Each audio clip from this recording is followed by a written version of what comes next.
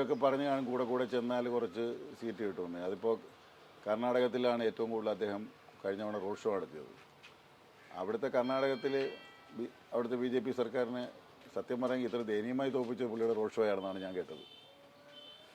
അതുകൊണ്ട് കൂടെ പുള്ളി ഇവിടെ വരുന്നത് ഇടതുപക്ഷത്തിന് സഹായകരമായി വരുമെന്ന് തോന്നുന്നു.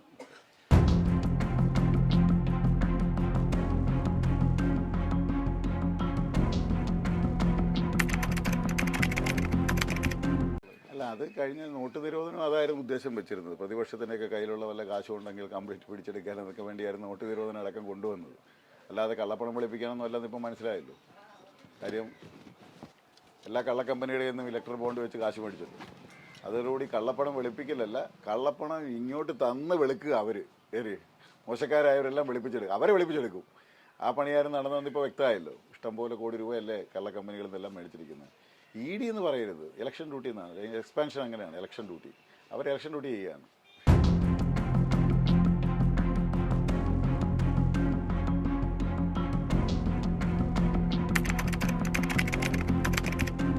അല്ല, നമ്മളൊരു ഏതെങ്കിലും ഒരു സിനിമ പ്രദർശിപ്പിച്ചെന്നും പറഞ്ഞ് അങ്ങ് അറ്റുപോകുന്നല്ല. പക്ഷേ ആ സിനിമ അത്തരം കാര്യങ്ങളൊക്കെ പ്രദർശിപ്പിക്കുന്നത് മതസൗഹാർദ്ദം ഊട്ടി ഉറപ്പിക്കുന്നതായിരിക്കണം. നമ്മളൊരു മറ്റ് ഉത്തരേന്ത്യൻ സ്റ്റേറ്റ് പോലെ അല്ല കേരളം. അപ്പോൾ അതുകൊണ്ട് വളരെ മതസൗഹാർദ്ദത്തോടുകൂടി കഴിയുന്നൊരു നാട്ടിൽ ഏതെങ്കിലും ഒരു സമുദായ പ്രസ്ഥാനം ഇത്തരത്തിലുള്ള ചെയ്തികൾ ഉണ്ടായാൽ, പ്രവർത്തിച്ചാൽ നമ്മുടെ നാട്ടിൽ ഉള്ള ഹാർമണി, ഒരു സൗഹാർദ്ദം ഉണ്ടല്ലോ, അത് നഷ്ടപ്പെടാൻ ഇടവരാതെ നോക്കണം. അത്രയേ ഉള്ളൂ. ഇപ്പോൾ അവർ കാണിച്ചതെന്ന് പറഞ്ഞ് മറ്റൊരു കൂട്ടരത് വിഷയമാക്കേണ്ട കാര്യമില്ല. പക്ഷേ എങ്കിലും അതങ്ങനെ ആവാതിരിക്കാനുള്ള ശ്രദ്ധ ഉണ്ടാകണം. എന്താ വെച്ചാൽ പ്രത്യേകിച്ച് ഇലക്ഷൻ സമയത്തൊക്കെ ആകുമ്പോൾ ഇതൊക്കെ രാഷ്ട്രീയമായി ചിത്രീകരിക്കപ്പെടും. അതിൽ നിന്ന് മുതലെടുക്കുന്നത് രാജ്യത്തെ വർഗീയ ശക്തികളായിരിക്കും. അപ്പോൾ അതിനുള്ള അവസരങ്ങൾ പരസ്പരം നമ്മുടെ ഏറ്റവും കൂടുതൽ വലിയ ക്രൈസ്തവ മുസ്ലിം സമുദായങ്ങൾ തമ്മിൽ വളരെ സൗഹാർദ്ദമുള്ളൊരു നാടാണ്.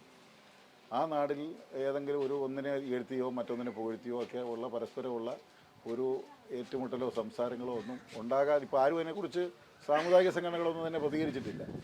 അത് തന്നെ ഒരു നല്ല ലക്ഷണമാണ്. കാര്യം വെച്ചാൽ അത് സീരിയസ് ആയിട്ട് എടുത്ത് കൊണ്ടുപോകുന്നില്ല.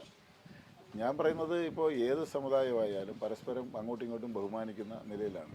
ഏതെങ്കിലും ഒരു സൃഷ്ടി അങ്ങോട്ട് വന്നെന്നും പറഞ്ഞ് അത് ആ സമുദായം മുഴുവൻ തകർന്നു പോവുകയോ ഒന്നും ഉണ്ടാകുന്നില്ല.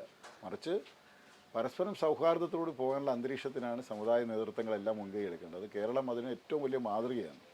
അതിന് വിഘാതം വരുന്ന ഒന്നും ഉണ്ടാവാതിരിക്കുന്നതാണ് പരസ്പരം നല്ലത്. അത് അങ്ങോട്ടും ഇങ്ങോട്ടും വേദനിപ്പിക്കാതിരിക്കുക, അത് നമ്മുടെ ഒരു മര്യാദയാണ്. ഇപ്പോൾ തന്നെ കണ്ടില്ലേ, നമ്മുടെ നാട്ടിലെ എല്ലാ ഉത്സവങ്ങൾക്കും പരസ്പരം അങ്ങോട്ടും ഇങ്ങോട്ടും ക്രൈസ്തവരും ഹൈന്ദവരും മുസ്ലിങ്ങളും തമ്മിലുള്ള സ്നേഹ സൗഹാർദ്ദങ്ങളാണ് പത്രത്തിൽ വരുന്ന വാർത്തകളെല്ലാം.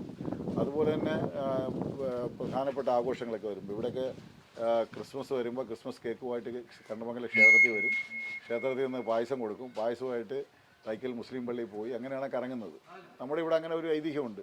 അതുപോലെ തന്നെ അർത്തുങ്കൽ വെളുത്തച്ഛൻ്റെ അടുത്ത് വന്നാണ് മാലയിടുന്നത് ശബരിമലയ്ക്ക് പോകാമെന്ന്, ക്രൈസ്തവ ദേവാലയത്തിൻ്റെ അവിടെ വന്ന് നമ്മുടെ വാവരുസ്വാമിയെ കണ്ട് അവിടുന്ന് അയ്യപ്പ ദർശനം നടത്തി തിരിച്ച് വെളുത്തഞ്ചിട്ട് നിന്ന് മാല ഊരുന്നു. അത്രയും വലിയ സൗഹൃദമുള്ള നാടാണ്. ആ സൗഹൃദത്തിന് ഭംഗം വരാതെ നോക്കണം, അത്രയേ ഉള്ളൂ.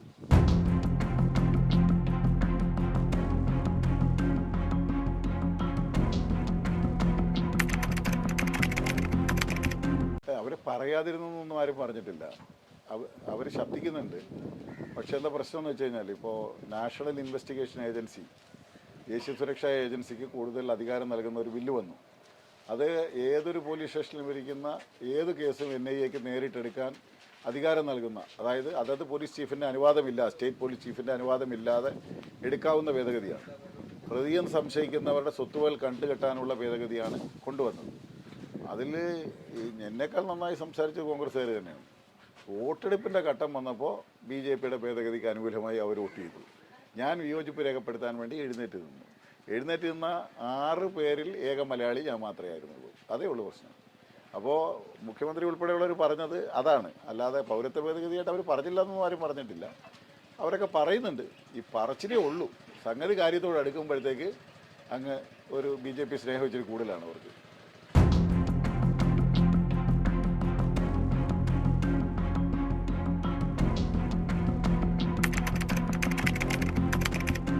കെ.സി. വേണുഗോപാൽ ഇവിടെ വന്ന് അദ്ദേഹം ദേശീയ നേതാവാണെന്ന് പറയുന്നെങ്കിലും പ്രത്യേകിച്ച് അവിടെ ഒരുപാട് ഉത്തരവാദിത്തങ്ങളുണ്ടെന്നൊക്കെ പറഞ്ഞാണ് കഴിഞ്ഞ തവണ മത്സരിക്കായിരുന്നത്. അവിടെ പ്രത്യേകിച്ച് ഉത്തരവാദിത്വം ഒന്നും കുറഞ്ഞു. ഒരുപാട് പേര് BJP പോയി. അദ്ദേഹത്തിൻ്റെ ഉത്തരവാദിത്തത്തിൻ്റെ ഫലമായി എല്ലാവരും പോയി. ഞങ്ങളുടെ എൻ്റെ ലോക്സഭയിലുണ്ടായിരുന്ന ചീഫ് വിപ്പ് വരെ പോയി. ഇനിയിപ്പോൾ ഉത്തരവാദിത്തം കുറഞ്ഞ് കാണും, പോകേണ്ടവരെല്ലാം പോയി കാണുമല്ലോ. അതുകൊണ്ട് അദ്ദേഹം ഇങ്ങോട്ട് പോകുന്നതാണ് മനസ്സിലാക്കാം. അദ്ദേഹം മലയാളിയുമാണ്, വരുന്നുണ്ട്, കുഴപ്പമില്ല. പിന്നെ ഈ ട്രോളുകളിലൊക്കെ പറയുന്നവർ മത്സരിക്കാനൊക്കെ ഇപ്പോൾ ഹിന്ദിക്കാർ ഇങ്ങോട്ട് വരുന്നത് അതാണ് മനസ്സിലാകാത്തത്. ഹിന്ദി റീജിയനിലാണല്ലോ നമ്മളെ BJPയുടെ ശക്തി. അവിടെ എതിർക്കാൻ ശക്തിയില്ല എന്ന് രാജ്യം മുഴുവൻ വിളിച്ച് പറയുകയാണ്.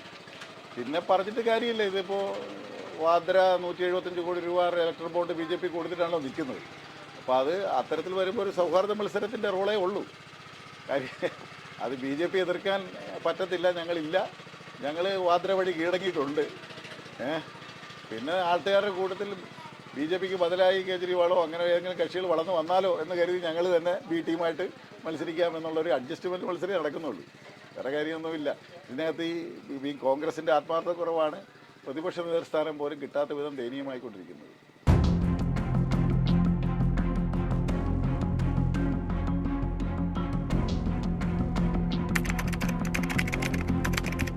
ആര് മത്സരിച്ചാലും LDF ഇവിടെ നല്ല ഭൂരിപക്ഷം ജയിക്കും. അതിൽ ആരെയും നമ്മൾ കുറച്ചും കാണുന്നില്ല, വലുതാക്കിയും കാണുന്നില്ല. എന്തായാലും LDF നല്ല ഭൂരിപക്ഷത്തിൽ ഉറപ്പായിട്ടും 101% ഉറപ്പായിട്ടും ജയിക്കും. ഇത്തവണ ആലപ്പുഴയ്ക്ക് പുറത്ത് LDF പിടിച്ചെടുക്കാൻ പോകുന്ന മണ്ഡലങ്ങൾ ഏതൊക്കെ? അതൊന്നും ഞാൻ സത്യം പറയാൻ വിലയിരുത്തിയിട്ട് എനിക്കൊട്ട് സമയം കിട്ടിയിട്ടില്ല. അതൊന്നും പറയാൻ ഞാൻ ആളുമല്ല. എന്തായാലും കഴിഞ്ഞ തവണത്തെ പോലെ ആയിരിക്കത്തില്ല, നല്ല മികച്ച മുന്നേറ്റം ഉണ്ടാവും.